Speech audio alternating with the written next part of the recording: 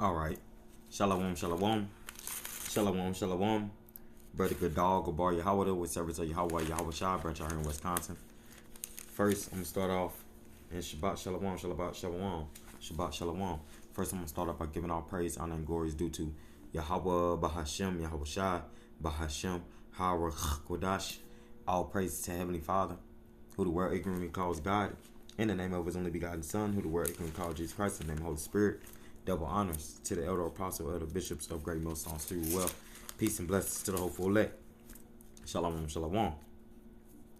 Shabbat shalom. Right? So as you seen the title, the kings, based on going into the kings that ruled during the time of the head of gold, right? So, Lord willing, this is edifying to the elect out there, right? We can get straight into it. And I'm going to start off in the Nelson Complete Book of Bible Maps and Charts, right? We're going to go into, start off with that, couple things on that, and about Daniel, right? Dealing with Daniel, the book of Daniel. Right, so let's get straight into it. Slakia.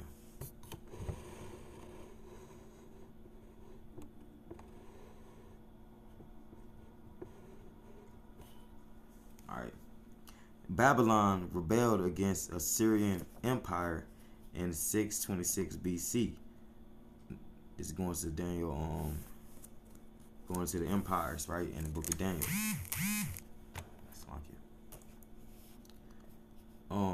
In 626 BC, overthrew the Assyrian capital of Nineveh in 612 BC, and became master of the ancient Near East when it defeated Egypt at the Battle of Carchemish in 605 BC. Later that year, the Babylonian king Nebuchadnezzar subdued Jerusalem and took prominent citizens of the city as hostages to Babylon, a group that included the young Daniel. Right? Daniel ministered for the full duration of the Babylonian captivity as a prophet and governor, as a prophet and government official, and he continued on after Babylon was overcome by the Medes and Persians in 539 BC. His prophetic ministry was directed to the Gentile courts of Babylon and Persia, as well as to his Jewish countrymen. Zerubbabel led a return of the Jews to Jerusalem in the first year of Cyrus, and Daniel lived and ministered at least until the third year of Cyrus, 536 BC. Or you can read that, I'm not mistaken, that's in Daniel 10. Right? Taking the statements of the book at face value, Daniel's book would appear to have been written by the 9th year of Cyrus, 530 BC. So, in this, in the Bible chart, on the Bible Maps and Charts, Nelson Complete Book, he's stating that, right, which we know through the history that an empire take over another empire to gain control, right? The first empire we went into captivity under was the Egyptian Empire, right? The Hamitic Empire, for better words. We went into captivity under the Egyptians, right? Then after we got out of that captivity, the Northern Kingdom went into captivity under the Assyrians, right? Who the siege was led by Sargon. The siege was led by Shalmaneser the Fifth, and was later picked up by Sargon the Second, right? After Shalmaneser the Fifth died, if I'm not mistaken, Sargon the Second picked it up, right? And then after the Assyrian captivity, after the 10 tribes went over to another land, according to 2nd Ezra 13, if I'm not mistaken, they went to another land where no man dwelt, which is the Americas, right?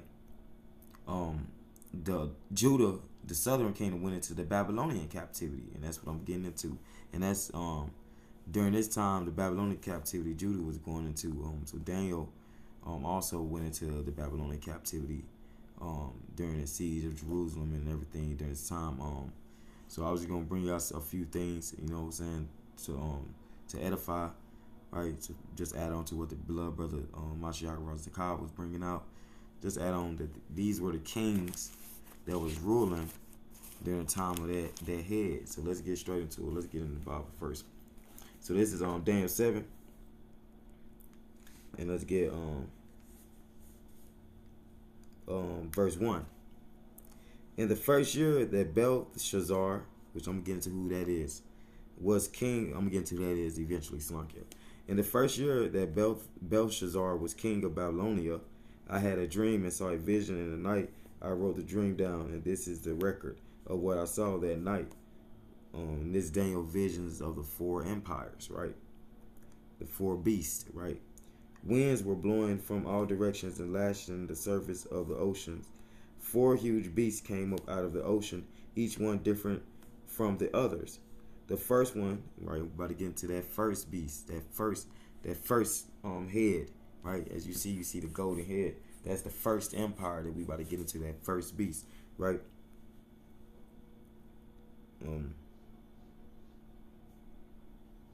The first one looked like a lion, but had wings like an eagle. While I was watching, the wings were torn off. The beast was lifted up and made to stand up straight, and then a human mind was given to it. Right? That gets into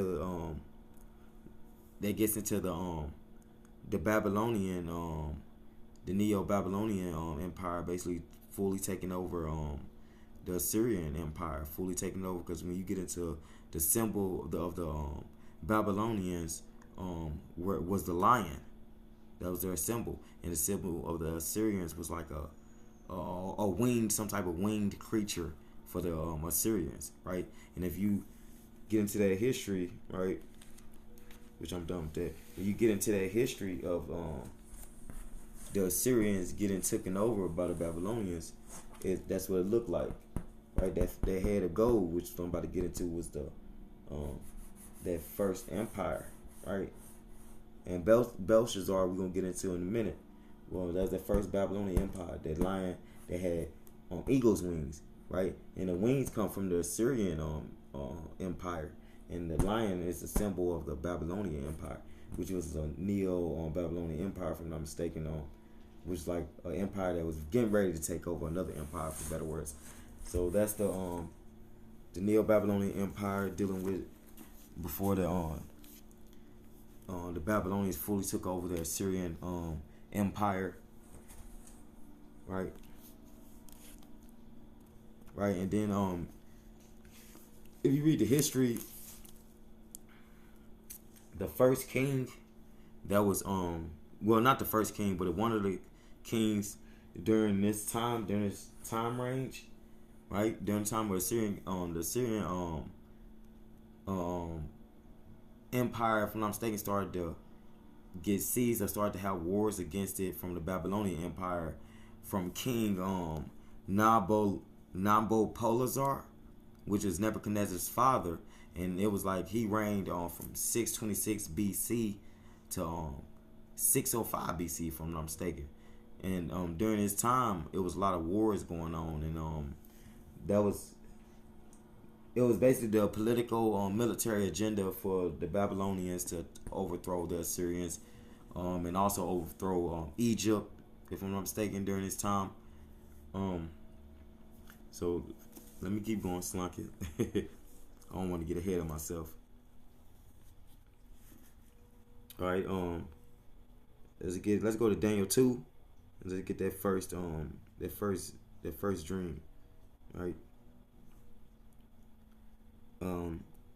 In the second year that Nebuchadnezzar was king, right, he had a dream. It worried him so much that he couldn't sleep. So he sent for his fortune tellers, magicians, sorcerers, and wizards to come and explain the dream to him. When they came and stood before the king, he said to them, "I'm worried about a dream I've had. I want to know what it means." Right? So Nebuchadnezzar, during this empire, during the Babylonian empire, because Nebuchadnezzar was the son of Nabal, as you see on the back of the screen, that's Nabopolassar, right? That's Nebuchadnezzar's father, as you see in the back of the screen. right? And when Nebuchadnezzar's father was ruler during 626 BC till 605 BC, again, they was in a strategic political war to take over the Assyrians, right, and the Egyptians, right, during this time, if I'm not mistaken, right, and after Nabopolassar died, Nebuchadnezzar II started reigning, right, and as you see in Daniel 7, it says in the second year Nebuchadnezzar's reign, right. Nebuchadnezzar was king, and he had a dream, right. So the Lord put a dream on Nebuchadnezzar, right, and Daniel 7. That same empire, them same beasts that Daniel was seeing in the vision, them same four beasts, it's talking about this statue, right? It's talking about this statue that makes up all these captivities that the Israelites went into, right? So again, that gold head, which is the Babylonian captivity, right? The lion with wings, which means the Neo-Babylonian empire, but it was getting ready to, if not fully take over the Assyrian empire, if it didn't already during this time. Because again, if I'm not mistaken, the Babylonian captivity for us fully came into effect in 605 BC, and during that time Nebuchadnezzar was ruling 605 BC to if I'm not mistaken 539 BC, if I'm not mistaken, Nebuchadnezzar was ruling that long, or to 5 let me see what my notes say, 562 BC. Yeah, 562 BC. So again, I'm getting into kings of this first head that was ruling. I just named two of them already. You had Nabopolassar, which is Nebuchadnezzar's father, right before Nebuchadnezzar started reigning, and he reigned 626 BC to 605 BC, and Nebuchadnezzar 605 BC to 562 BC, right? During the time of the Babylonian Empire, right? So let's keep going. So Nebuchadnezzar had a dream, right? And Nebuchadnezzar was one of the greatest rulers during his time as well, after his father. He during the time of 626 BC, if I'm not mistaken, it was also the battle of Carchemish, right? During that time, so he was basically fighting for his father, if I'm not mistaken. You know what I'm saying? So during this time, they was fighting the Assyrians and the Egyptians, if I'm not mistaken, and they were trying to become an empire, trying to become one of the strongest empires, and Nebuchadnezzar made that happen afterwards, right? Nebuchadnezzar reigned, I think it was which I'm gonna get it, Salakia. I'm gonna get it here in a minute.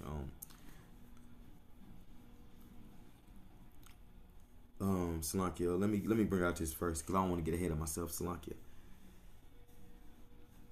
It says, they answered, this verse 4, Daniel 2 and 4. They answered the king in Aramaic, "May your majesty live forever. Tell us your dream, and we will explain it to you."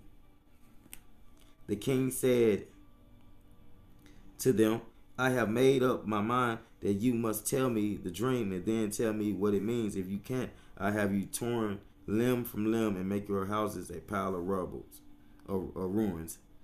But if you can tell me both the dream and its meaning, I will reward you with gifts and great honor. Now then, tell me what the dream was and what it means." Then they answered the king again, "If your majesty will only tell us what the dream was, we will explain it." At that, the king exclaimed, "Just like it." All right. "Just as I thought, you are trying to gain time because you see that I have made up my mind." Right?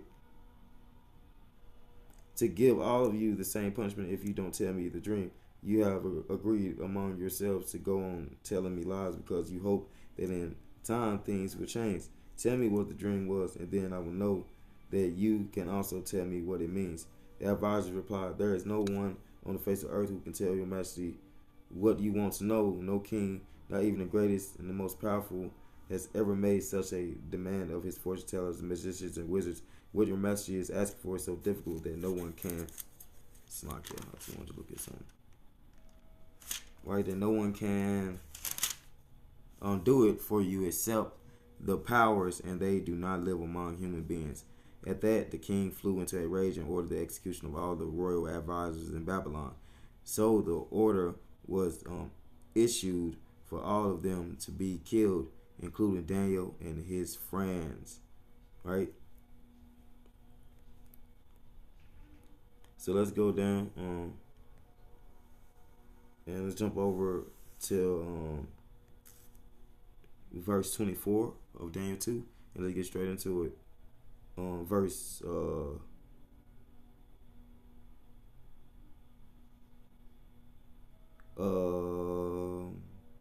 24. So Daniel went to Arioch, whom the king had commanded to execute the royal advisors, right? He said to them, "Don't put them to death. Take me to the king, and I will tell them what his dream means."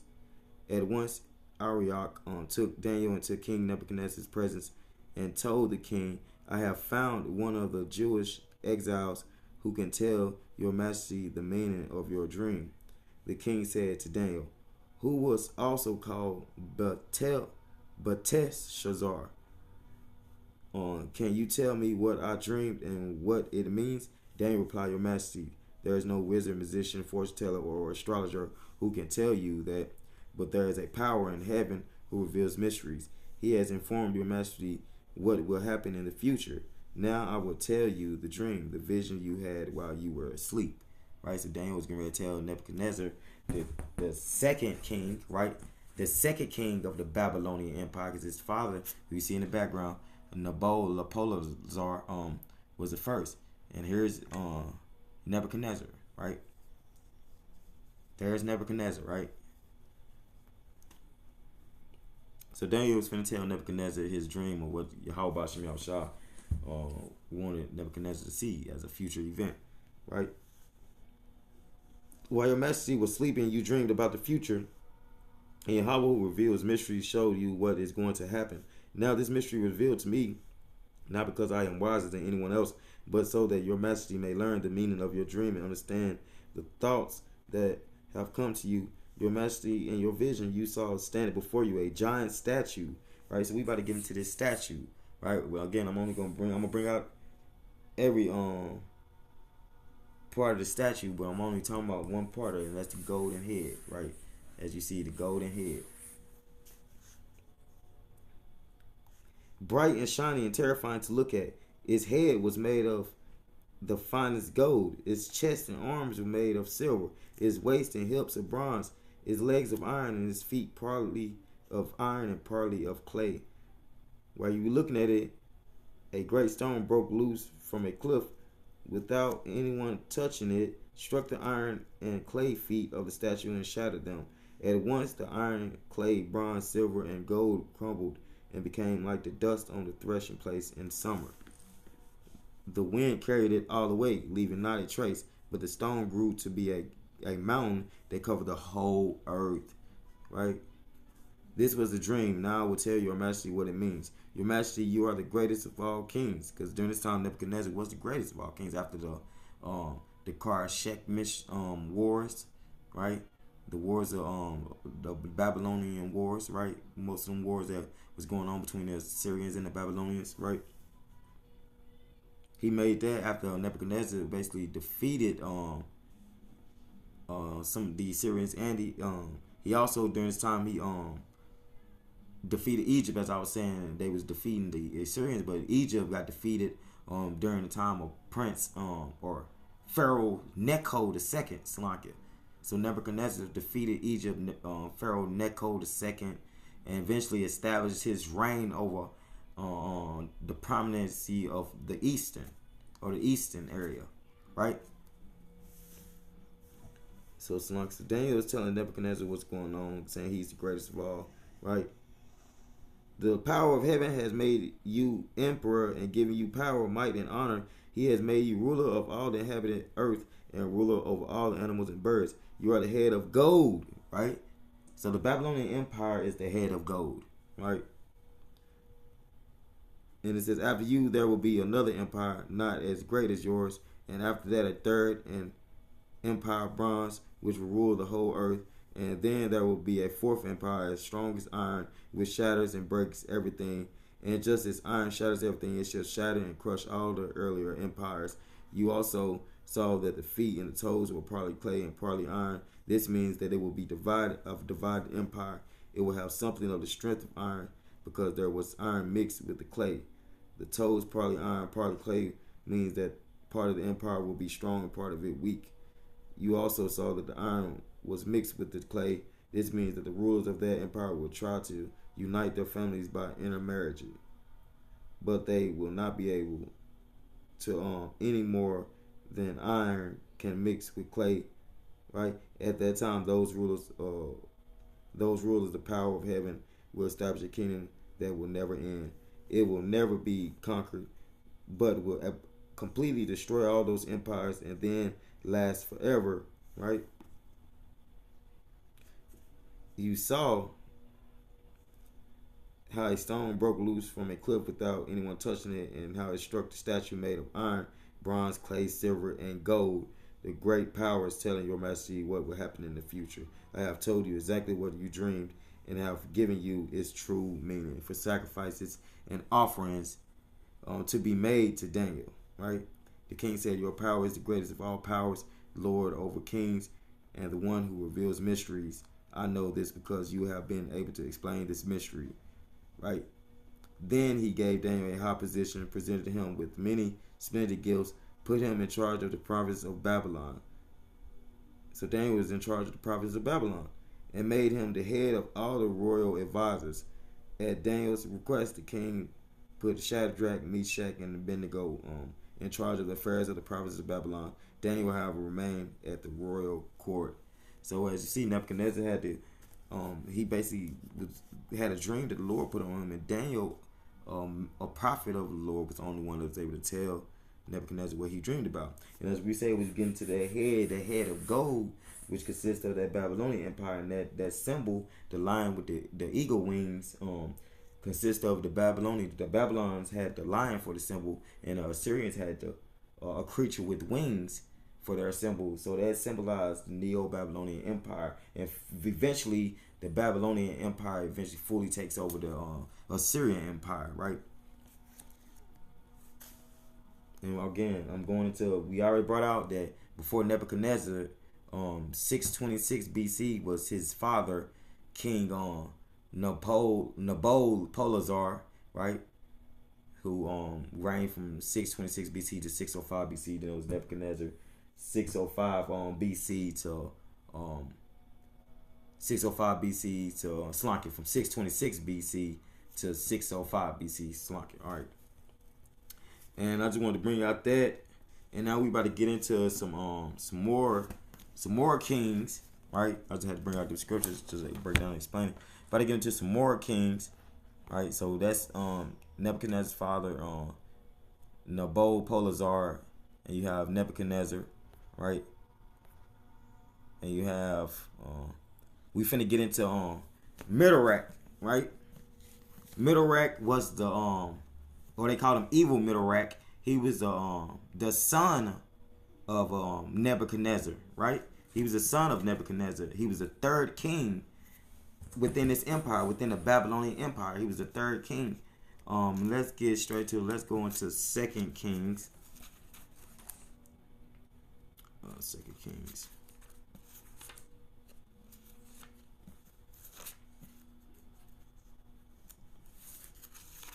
Right, and they called him Evil Middlerak. But he showed compassion unto Jehoiachin, if I'm not mistaken, Jehoiachin, during his Babylonian captivity, right? It was either Jehoiakim or Jehoiachin, if I'm not mistaken, which I'm gonna bring out that as well. Okay, let's get straight into it. This is 2 Kings 25, and let's get verse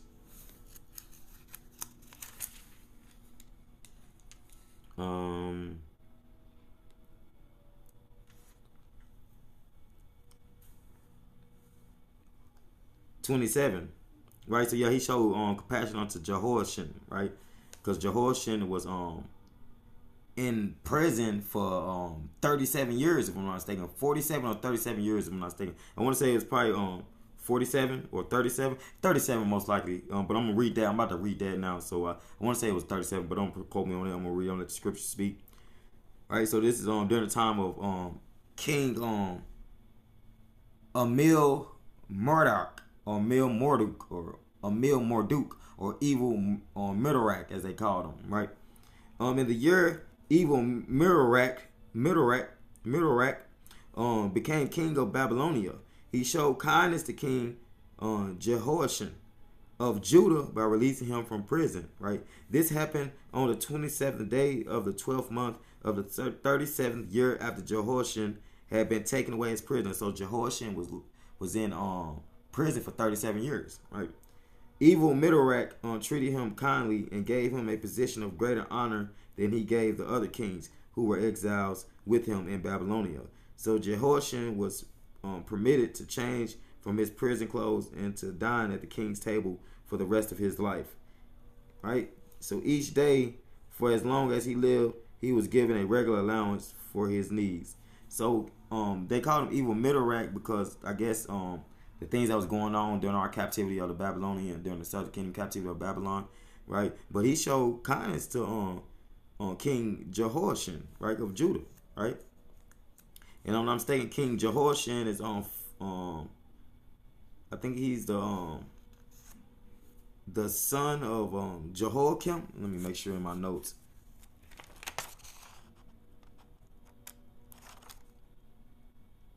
Yeah, Khan.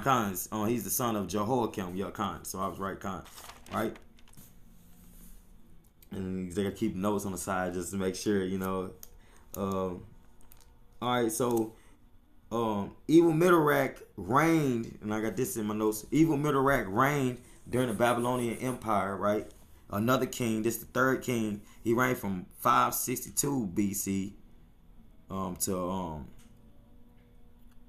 560 BC, right?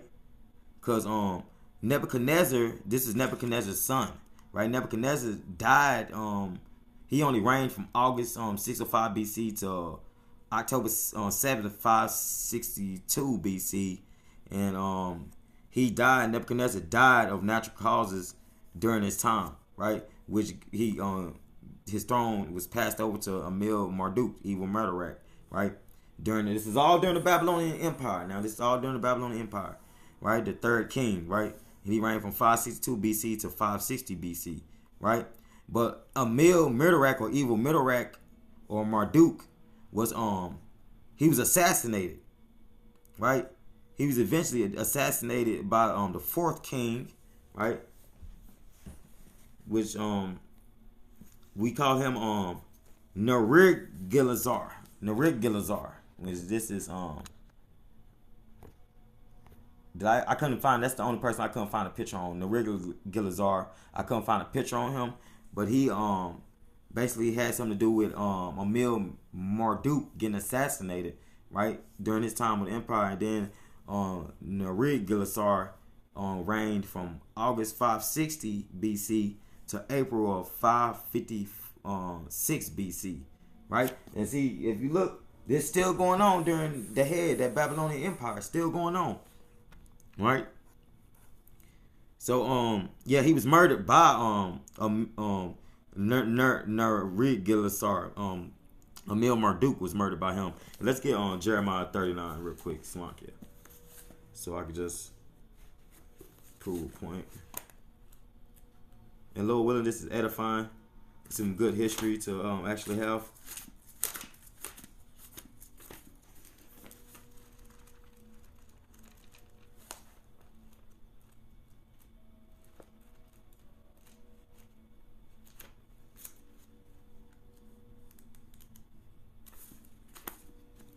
Jeremiah 39. Let's get who Neriglissar is, right? Who murdered Nebuchadnezzar's son during the Babylonian Empire. Jeremiah 39 and right, and during the Babylonian Empire also we had a few kings as well, which I'm getting to later on, like when we for this lesson, right?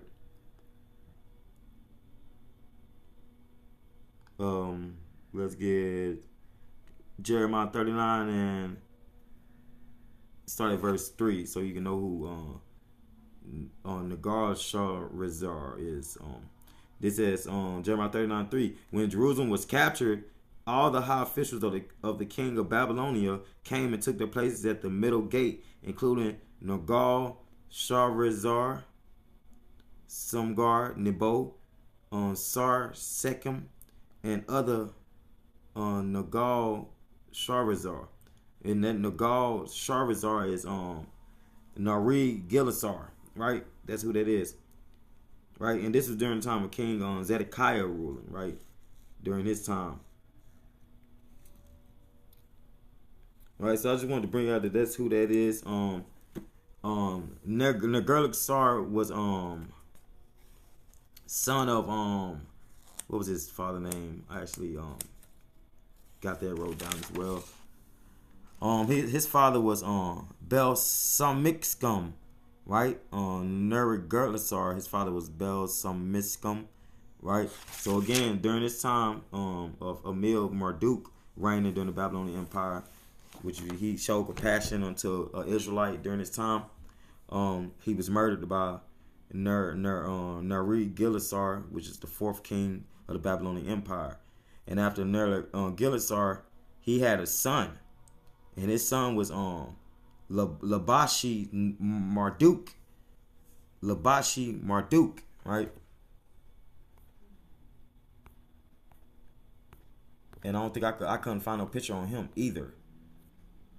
Okay, so those two I couldn't find a picture on. I couldn't find a picture on Labashi Marduk or Neri-Gilasar. I couldn't find a picture on them too, right? But Labashi Marduk reigned May 556 BC to June 556 BC. Had a very, very short reign, right? And these are generals after, like, these are kings and stuff after Nebuchadnezzar, right? But he had a very, very short reign. He was murdered or assassinated by Belshazzar, right? And let's go to Daniel 5.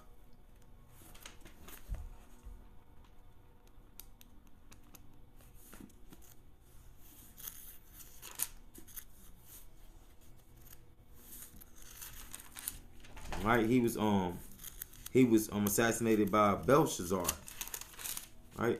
And let me hold Daniel 5. And I'm gonna hold Daniel 5. We're gonna get into Belshazzar here in a minute. Okay, and then if you keep going, so that's, you had Nabopolassar, one king, Nebuchadnezzar the second, another king, that's two kings. Then you had Amil-Marduk was the third king. Then you had Neri-Gilasar was the fourth king. Then you had Labashi Marduk, was the son of Neri-Gilasar, who was assassinated by Belshazzar, right? But after Labashi Marduk was Nabonidus, and that's who this guy is right there, right? Nabonidus, right? He reigned from 556 to 539 BC, coming upon the end, right? 539 BC was coming upon the end of the Babylonian Empire, before the Medo-Persians started coming in, before Cyrus the Great and Darius the Mede started to come in and handle business, right? That second empire that was made of silver, that Daniel was quoting to Nebuchadnezzar, right? That bird with the bones in his mouth, which I'm gonna get into that some other time, right?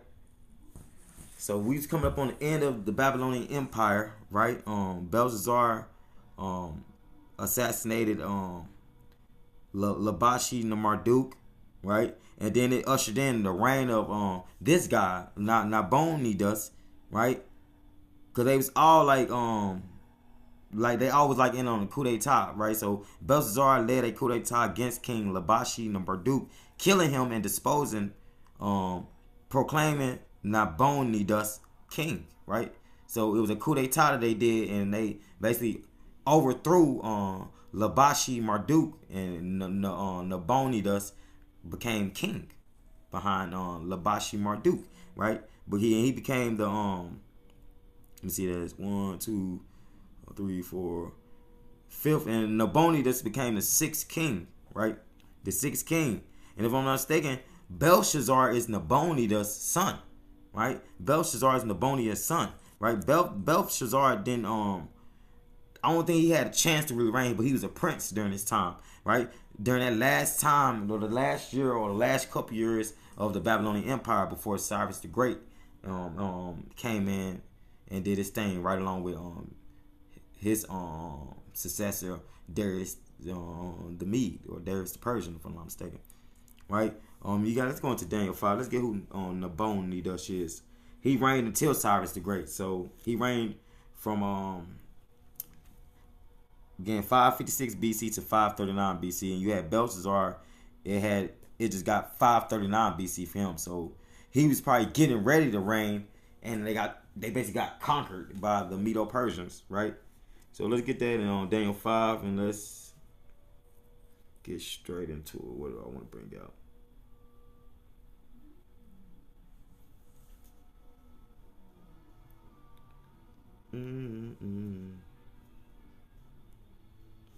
All right,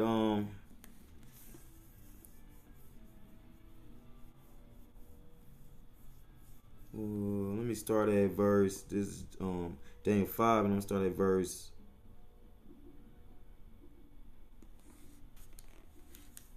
18. The supreme power made your father Nebuchadnezzar a great king and gave him dignity and majesty. He was so great that people of all nations, race, and languages were afraid of him and trembled. If he wanted to kill someone, he did.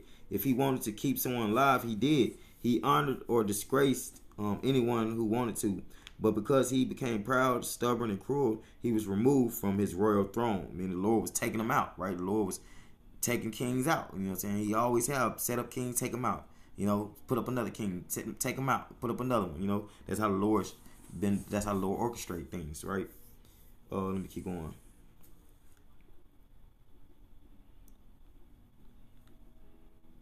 And lost his place of honor. He was driven away from human society, and his mind became like that of an animal. He lived with wild donkeys, ate grass like an ox, and slept in the open air with nothing to protect him from the dew. Finally, he admitted that the supreme power controls all human kingdoms and can give them to anyone he chooses, right? Because the Lord lift up kingdoms and he tear down kingdoms, right? But you, his son, have not humbled yourself, even though you knew all this. You acted against the Lord of heaven and brought in the cups and the bowls taken from his temple. And if I'm not mistaken, Belshazzar was, if I'm not mistaken, I want to say he was related to Nebuchadnezzar, if I'm not mistaken. Something like a great grandfather, or something like a grandfather, or great grand, or something like that. Somewhere in that range. I have to redo my research, if I'm not mistaken.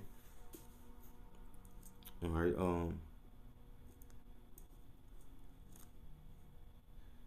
You, your noblemen, your wives, and your concubines drank wine out of them and praised powers made of gold, silver, bronze, iron, wood, and stone, powers that cannot see or hear and that do not know anything. But you did not honor the power who determines whether you live or die and who controls everything you do. That is why Yahweh has sent the hand to write these words. Right? So this is Daniel explaining the writing. Right? This is what was written. Number, weight, divisions. And this is what it means. Number, Yahweh has numbered the days of your kingdom and brought it to an end. Weight, you have been weighed on the scales and found to be too light. Divisions, your kingdom is divided up and given to the Medes and Persians. So this is Daniel telling, basically letting all the kings, or the kings that was reigning during this time, during after Nebuchadnezzar, and Nebuchadnezzar himself, if I'm not mistaken. Daniel was saying, like, the Lord is explaining to me to tell you that the Medo-Persians are going to take your empire, man, right? And I just brought out these kings that reigned after Nebuchadnezzar that didn't have a long reign, but were talked about in the scriptures, right? or at least some of them were, right? And it says, immediately Belshazzar ordered his servants to dress Daniel in a robe of royal purple and to hang a gold chain of honor around his neck. And he made him the third in power in the kingdom. That same night, Belshazzar, the king of Babylonia, was killed. Look at that there. And Darius the Mede, who was then 62 years old, seized the royal power. And if I'm not mistaken, it also talks about Cyrus the Great, coming in to take over as well. So, but I think that was during different times, if I'm not mistaken. But that's gonna be on the next sit down. And again, Lord willing, this is edifying. I just had to bring out kings that reigned during this time after Nebuchadnezzar or after Nabopolassar, right? And they reigned a certain amount of time, the Lord. And this is all they call this the Chaldean. During Nabopolassar, it was called the he was basically this is all that was called the Chaldean dynasty. Basically, Nebuchadnezzar, Nabopolassar, right? So these were kings that reigned and died before the Medo-Persians came in, before Cyrus the Great and Darius the Mede came in to destroy Babylon, right? But these is kings, these were sons, you know what I'm saying, and enemies as well, you know, and it's good history to have.